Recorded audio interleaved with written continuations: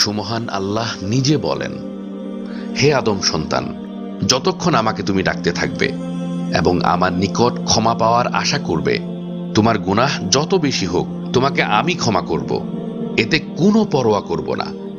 হে আদম সন্তান, তোমার গুনাহের পরিমাণ যদি আসমানের কিনারা বা মেঘমালা পর্যন্তও পৌঁছে যায়, তারপর তুমি আমার নিকট ক্ষমা প্রার্থনা করো, আমি তোমাকে ক্ষমা করে দেব, এতে আমি কোনো পরোয়া করব না।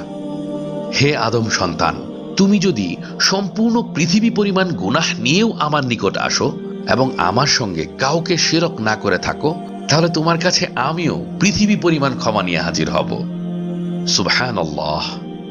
স্বয়ং আল্লাহ সুবহানাহু ওয়া তাআলার এই আহ্বান শোনার পরেও কি আপনার কোনো সংশয় আছে? তারপরেও হয়তো ভাবছেন, আমার তো বারবার গুনাহ হয়ে যায়। নিজেকে অনেক বেশি সংযত রাখলেও শেষ পর্যন্ত শয়তান